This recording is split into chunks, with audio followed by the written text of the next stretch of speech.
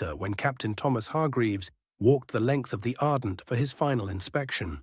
The cargo ship was a steel cathedral, her decks humming faintly with the life that would soon carry her through the channel and into open water. He paused to watch a gull land upon a rusted crane, its wings glinting, its eye as hard as a coin. He thought absurdly of Margaret's eyes, grey like the North Sea and twice as changeable. She had kissed him that morning without her usual fuss, as though she knew too well that tears would weaken them both. She'd only said, "Promise me you'll come back." He had promised. But promises made in kitchens always felt fragile once you could taste salt in the air. Below deck, the first officer, Malik Khan, was overseeing the loading manifests. Malik was precise to a fault, a man whose smile appeared only when paperwork was complete. "All containers sealed, Captain," he said without looking up. "Departure clearance in 20 minutes. "Good. Keep an eye on the new lads. They've the look of men who've never felt the world move beneath their feet." Malik nodded, tapping at his clipboard. "And the extra shipment?" Thomas frowned. "What extra shipment?" Malik hesitated, then passed him a paper. A container added at the last moment, authorized by the shipping company itself. No details, just a serial number and a signature he didn't recognize. "Who signed this?" Thomas asked. Malik shrugged. "Head office. They said it's humanitarian aid bound for Djibouti. Medicines." Thomas didn't like it. He'd been at sea long enough to know that trouble rarely introduced itself loudly. It whispered from a form marked urgent. He folded the paper, slid it into his jacket pocket, and said nothing. By late afternoon, the Ardent had cleared the Thames estuary and nosed southeast into the channel, her bow cutting through slate-grey swells. The bridge smelled of coffee and diesel, and the soft beep of instruments was as familiar to Thomas as his own breathing. Malik took the first watch while Thomas went below to his cabin. The small room held a single framed photograph. Margaret, sitting in the garden with her hair caught by the wind, smiling at something just beyond the camera. He wrote her a quick message on the ship's satellite console. "All safe. Sea calm. Miss you already." The cursor blinked, then he added almost sheepishly, "Tell the roses to behave." He hit send. They reached Gibraltar 3 days later under a honey-colored dawn. The crew were restless, the air tasted of dust from Africa. Thomas spent the evening in his cabin, studying the map ahead. Once they passed the Suez Canal and entered the Gulf of Aden, things would become more dangerous. Pirates still prowled those waters despite the patrols. He'd crossed that route before, but unease prickled now, an instinct sharpened by age and the memory of that unlabeled container humming in the hold. At midnight, Malik knocked. "Captain, there's something you should see." They descended to the lower deck, where 2 sailors were arguing beside the sealed container. The padlock hung open. Thomas's stomach tightened. Who authorized this? No one spoke. The men looked from one to another like schoolboys caught in the act. Inside, beneath tarpaulin, were not medical supplies but sleek metallic shapes wrapped in oilcloth. Weapons, military grade. Malik swore softly in Urdu, "What the hell are we carrying?" Thomas covered the crate again. "Whatever it is, it wasn't meant for us to know." He thought of the shipping company's bland assurances, of the faceless executives who'd signed the paperwork. Deception, he realized, had a corporate letterhead. That night he dreamt of home, the garden, the sound of Margaret humming as she painted, her hands flecked with green. He woke before dawn, heart pounding, the image dissolving as the engines thrummed. By breakfast, the world had narrowed to endless blue. The Ardent was entering pirate waters. "Maintain radio silence unless necessary," he told the crew. "Keep the hoses primed and eyes open. They'll come fast and quiet if they come at all." Malik met his gaze. "And the container?" "We pretend it doesn't exist," Thomas said grimly. "For now. But secrets at sea have a way of surfacing." 3 days later, they entered the Gulf of Aden. Heat shimmered off the water like glass in a kiln, and even the gulls kept their distance. The Ardent moved steadily eastward, her hull groaning softly in the heat. Thomas stood on the bridge in shirt sleeves, the air heavy with salt and a faint scent of rust. Every hour brought a new report from Malik. Weather calm, visibility fair, radar clean. But tension hung over the ship like static. The men spoke less. Even the cook, a loud Scot named Reggie, had grown quiet, serving meals as though each spoonful might echo too loudly. Late that afternoon, Thomas caught sight of something on the horizon, a dark speck trailing faint wake lines. He lifted his binoculars. "Malik," he said, "come here." Malik peered through. "Small boat, speedboat by the look of it, heading straight for us." He ordered the alarm to half muster. Hoses readied, the crew moved with silent efficiency. It might be nothing, a fisherman, a courier, a mirage of heat. But Thomas had seen mirages before, and none had ever been friendly. The speck grew until it resolved into two boats, their engines whining like hornets. Men stood upright in the bows, faces wrapped in scarves, rifles slung carelessly over their shoulders. Pirates. Thomas's heart quickened, but his voice stayed calm. "Get below, Reggie. Lock the galley and join the others in the safe room." He opened the comms channel to the naval patrol frequency, transmitted their coordinates. No reply, only the hiss of static and his own pulse echoing behind his ribs. Fire hoses. Twin arcs of seawater erupted from the decks, hammering toward the approaching skiffs. For a moment it seemed they might veer off, but then one of the pirates fired a burst from an assault rifle, wild and high, and the crack of it tore through the sound of engines. A bullet struck the steel railing inches from Thomas's hand, sparking like flint. "Brace." The first skiff rammed the side of the ship, hooks flashing over the guardrails. Two pirates climbed swiftly, barefoot and agile as cats. Thomas drew the flare gun from the bridge locker. He fired once, the red arc screaming into the blue. One pirate flinched and fell, his cry snatched away by the wind. But there were more, always more. By dusk, the Ardent had been taken. The crew were herded into the mess hall, frightened, silent, faces slick with sweat. The pirates barked orders in Somali and broken English, rifles gesturing like punctuation. The leader was young, maybe 30, his eyes sharp with a feverish light. He called himself Abdi. Thomas studied him carefully. Beneath the bravado, the man looked exhausted, lean to the point of starvation. Desperation had its own scent. "You captain?" Abdi asked. Thomas nodded. "I am."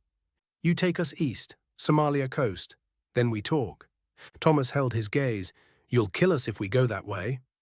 Abdi smiled thinly. "Not if your people pay." A plan was forming in Thomas's head, not fully shaped but gathering weight. He needed to keep the crew alive long enough for help to reach them. He looked around and noticed something peculiar. The pirates weren't just guarding the men, two of them were standing watch near the hold with the secret container. Deception nested inside deception. Whatever was in that crate, these men knew of it, and perhaps that was why they were here at all. That night, while the pirates rotated watch, Thomas sat in the corner of the mess hall, pretending to sleep. Malik shifted beside him. "You saw them, didn't you?" he whispered. "The hold," Thomas murmured. "They're guarding it. They knew before they boarded." "You think they were tipped off?" He nodded. "Someone ashore. Maybe even the company itself." Malik exhaled. "So what do we do?" Thomas's jaw tightened. "We wait. And we listen." Back in England, Margaret Hargreaves sat by the kitchen window, the afternoon light pale as linen. She'd been watching the garden for hours, though she could no longer say what she was hoping to see. She had received no message from Thomas in 2 days. The satellite feed, usually so dependable, had fallen silent. Her phone buzzed at last, but it wasn't from him. It was the company. A man's voice, smooth and unyielding, informing her that there had been a minor communication disruption. "Minor," she repeated flatly. "And when did this minor disruption begin?" The man hesitated. 48 hours ago." Margaret gripped the edge of the counter. "And you're calling me now?" "Mrs. Hargreaves, please understand, these things happen at sea." "I do understand," she said, voice trembling. "I just don't believe you." When the call ended, she stood for a long moment, staring at the cold dregs of her tea. The silence of the house felt immense. Then she went upstairs, opened Thomas's desk, and took out the envelope marked emergency contacts. If the company wouldn't act, she would. Aboard the Ardent, the next morning dawned molten and airless. The pirates forced the crew to steer east toward the Horn of Africa. Thomas stood on the bridge, hands bound but mind working furiously. Each degree of longitude brought them closer to the Somali coast and further from help. Abdi came to stand beside him. "You're thinking too much, Captain." "I'm thinking how men end up doing this," Thomas said. "There's always a story." Abdi's eyes narrowed. "Story doesn't matter, only money. Money's never the whole story." For a moment, the pirate looked almost uncertain. Then he smiled again. "Maybe you're right. But we both have bosses, yes?" Thomas said nothing. The Ardent creaked and rolled, indifferent to the exchange. He remembered Margaret's voice that morning before he left. "Promise me you'll come back." He would, he had to. The air inside the hold was the kind that turned your clothes into damp second skins and made your breath feel borrowed. Thomas moved carefully along the narrow catwalk while one of Abdi's men prodded his back with the muzzle of a rifle, a steady punctuation mark that discouraged heroics. "Faster," Osman said without force. "We are not opening anything without my first officer," Thomas replied. Osman tilted his head, thinking. "Call him," he said at last. Malik arrived within minutes, escorted by another guard. Together they approached the container with the false manifest, the padlock already hanging like a loose tooth. Thomas felt the hum of the ship thrumming up through his boots. "Open," Osman said. Malik lifted the hasp, swung the doors back, and the hold exhaled a metallic breath. The tarpaulin lay where Thomas and Malik had left it. Malik glanced at Thomas, and Thomas gave the smallest nod. He drew the tarpaulin back. The oiled bundles lay there like dormant animals. Steel gleamed softly in the dim light. Not small arms alone, but parts that, assembled, would become something that could pin a village in its sights. Osman's eyes flickered. "You see," he said, "we are not thieves only. We are auditors." "And who commissioned the audit?" Thomas asked. "People who pay me to ask no questions." "Your people or mine?" "Both, maybe." Malik replaced the tarpaulin with a careful hand. "These are not medicines," he said uselessly. "No," Thomas said, "they are the opposite." Osman lifted his chin. "We take ship to coordinates," he said. "We wait for Big Boss to call. Then we negotiate. Your company will want the crew alive because dead men talk too loudly once their families start to ask the right questions." "You are very sure of a corporation's conscience," Thomas said. "I am not." Osman's gaze shifted, a shadow crossing his restraint. "Abdi is sure," he said. "I am sure of Abdi." "You are loyal." "I am tired," Osman said. He gestured with the rifle and they withdrew, shutting the doors. On deck, the heat had become a presence that pressed at the temples and lay along the shoulders like a weight. Abdi stood near the bow, scanning the horizon through binoculars. He lowered the glass as Thomas approached. "You see our cargo," Abdi said. "I do." "Then you understand why we must complete this."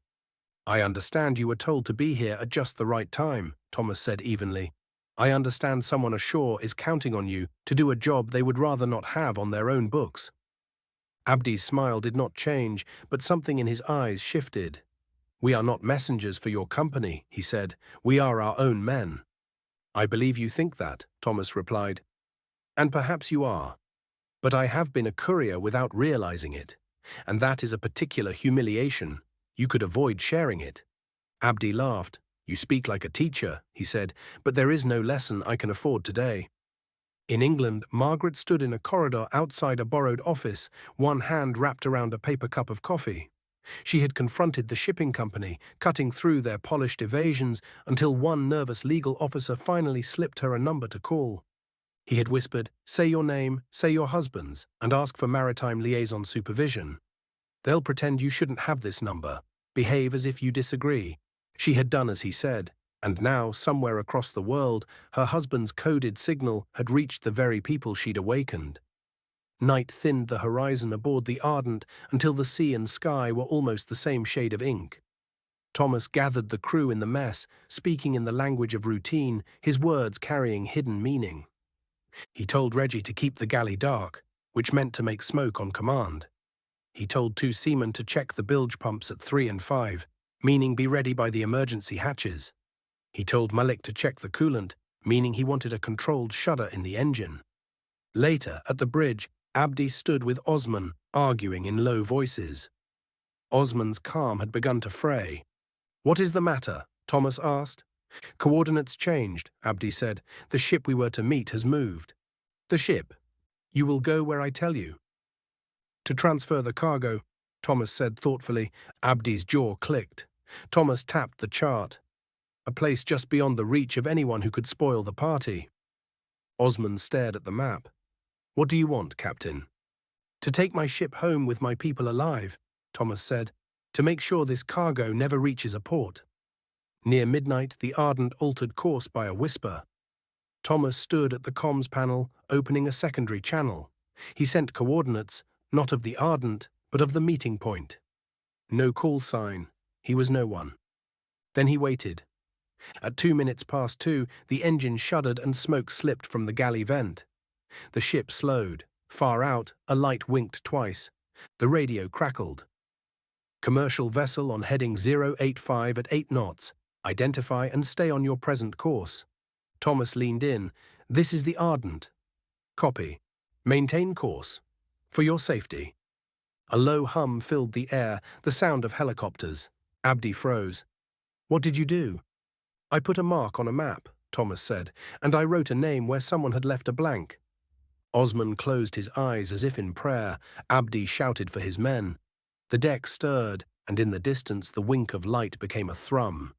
The sea changed before they heard the sound of it. The air grew taut, heavy with silence. Then came the roar of rotor blades, and chaos followed. 2 helicopters appeared against the horizon. Pilots ran, shouted, firing wildly. Abdi barked orders, but fear unstitched obedience. Thomas moved to the comms console. "Stay below deck," he told Malik. Abdi spun on him. "You called them." "I called the sea," Thomas said. "Sometimes she answers." The helicopters circled. A loudspeaker blared, "Ardent, this is Royal Navy support. Heave to and prepare to be boarded." Abdi's fury faltered. Before Thomas could answer, a rifle butt caught his shoulder and he fell. The deck tilted. Then a blinding flash, a thunderclap, and silence. When hearing returned, Osman's voice was beside him. "You were right," the pirate said. "We were only messengers." "Then let's make sure the message ends here." By dawn, the Ardent floated under British guard. The pirates were secured in the mess. The container remained unopened. A commander approached. "Captain Hargreaves." "You're a hard man to find." "Sorry about that," Thomas said. "You led us straight to something interesting." He showed Thomas a satellite image of another ship fleeing. "Your vessel was bait," he said. Thomas nodded slowly. "I assume someone ashore will need to answer questions." "They'll try not to." "But they will." In London, Margaret sat in a government office when the officer entered. "Mrs. Hargreaves, your husband's ship has been secured." "He's safe." The air left her body in a soundless exhale. "Was it piracy?" she asked. "Among other things," the officer said carefully. "But your husband's actions prevented something far worse." The Ardent limped into Tilbury a week later under escort, her paint scarred, her flag half torn but still flying.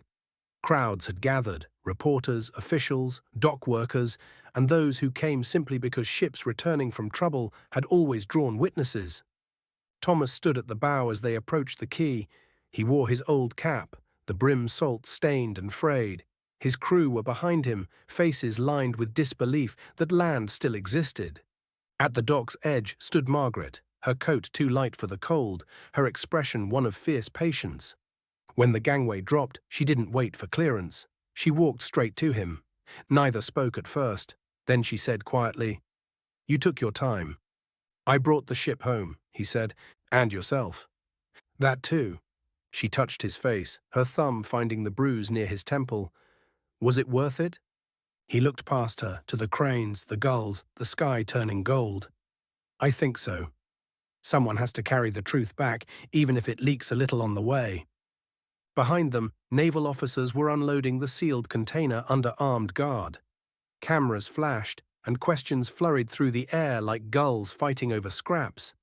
But Thomas and Margaret didn't look back. They walked away together, step for step, until the sound of the dock became only weather behind them. That evening, in their small house near Whitstable, the sea's voice could still be heard through the window, gentler now, almost companionable. Margaret made tea. Thomas stood at the sink, staring out at the horizon that had nearly claimed him. "There'll be inquiries," he said. "Interviews. They'll want to know everything." "They can wait until you've slept," she said. He smiled faintly. "You always said that tea fixes most things." "Almost," she replied. "The rest needs honesty." He turned, the lamplight catching the weariness in his face and the faint, undeniable peace beneath it.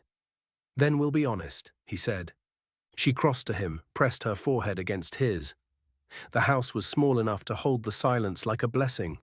Outside, a storm was forming far out in the channel, though here it was only a whisper, a promise of what the world could still throw at them, and of what they had already endured. Epilogue: the weight lifted. Months later, the Ardent was dry-docked, her hull being repainted, her scars methodically erased. The investigation had consumed headlines for weeks: a multinational shipping ring, government contracts under review, quiet resignations disguised as early retirements. Captain Thomas Hargreaves declined all interviews. He returned once to the shipyard, standing alone before his vessel. The sea wind tugged at his coat, and gulls wheeled above him like punctuation marks in a long, unfinished sentence. He laid his hand on the hull, feeling the cool metal beneath his palm. "You kept us alive," he murmured. "That's enough." When he turned back toward the road, Margaret was waiting by the car. She smiled, not brightly, but with the steadiness of someone who has learned the true measure of distance. "Ready to go home?" she asked. He nodded. "Aye." They drove away as the afternoon light broke across the water, and behind them the Ardent gleamed newly painted, the name bright again on her bow. Somewhere deep inside her, perhaps, a ghost of the old hum remained. The sound of engines turning toward home, of promises kept.